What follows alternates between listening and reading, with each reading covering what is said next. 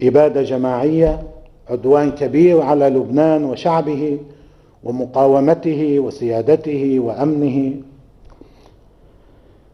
جرائم حرب أو إعلان حرب.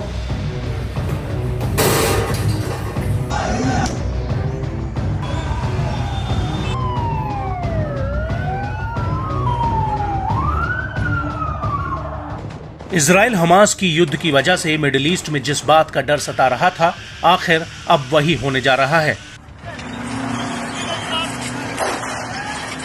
दरअसल दुनिया के कई देश इस बात से चिंतित थे कि कहीं इजराइल हमास युद्ध का दायरा बढ़कर अन्य देशों तक न पहुंच जाए, क्योंकि हिजबुल्ला 8 अक्टूबर 2023 से ही उत्तरी इजराइल पर बमबारी कर रहा था।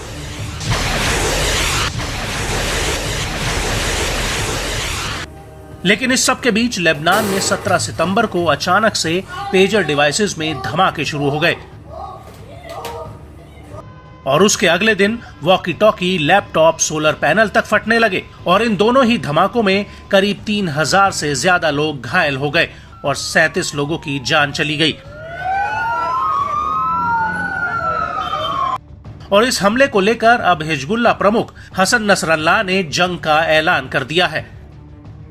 लेबनानी जनता को संबोधित करते हुए हसन नसरल्लाह ने कहा कि इजराइल द्वारा लेबनान में धमाका कराना युद्ध की घोषणा है।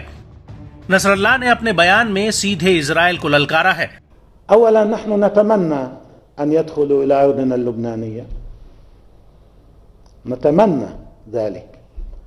تعرفوا ليش؟ لأنه هن على الحدود بالمواقع تبعهم عاملين تحصينات ضخمة، دباباتهم قليل ما عم تحرك، هلا مجرد حركة دبابة آلية ضربوها مقاومون। आपको बता दें कि नसरल्लाह ने इजराइल से दो टूक कह दिया है कि वो पेजर धमाकों की सजा इजराइल को जरूर देगा।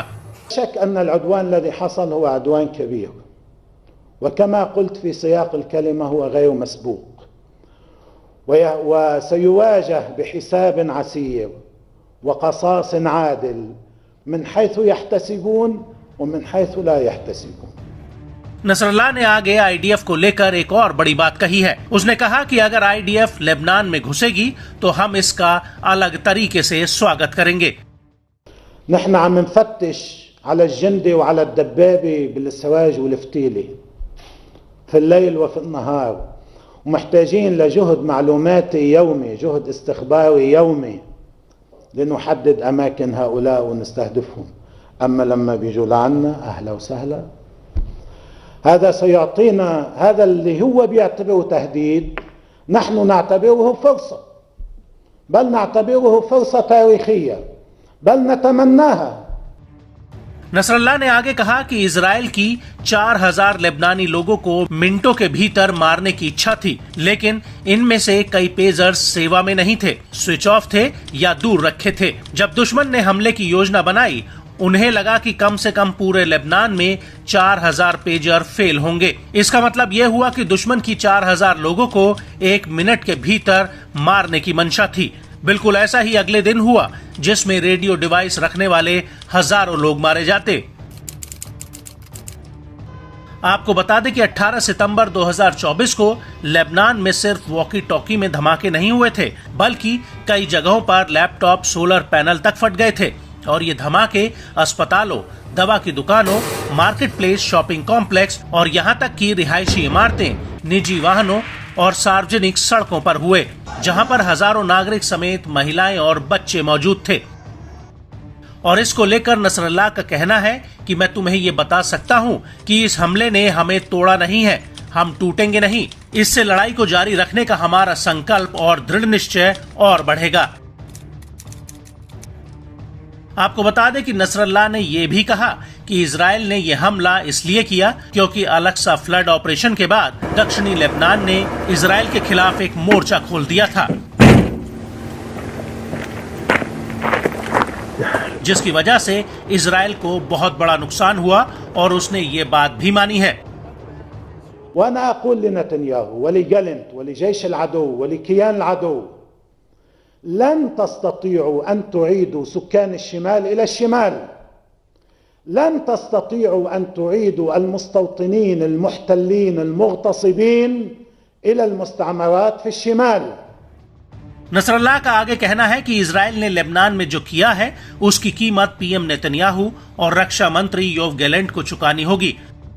हम इजराइल से फिर से कहते हैं कि जब तक गाजा में युद्ध नहीं थम जाता तब तक लेबनान के हमले जारी रहेंगे। हालांकि नसरल्लाह का यह भी दावा है कि 17 और 18 सितंबर का इजराइल का धमाकों वाला हमला पूरी तरह से फेल हो गया और लेबनानी जनता अभी भी इजराइल के आगे खड़ी हुई है।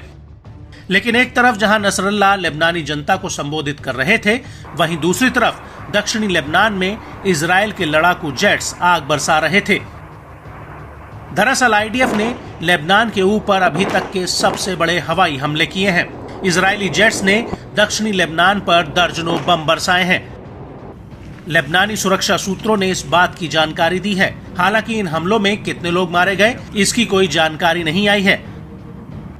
वहीं आईडीएफ ने भी इन हमलों को लेकर कुछ नहीं कहा है।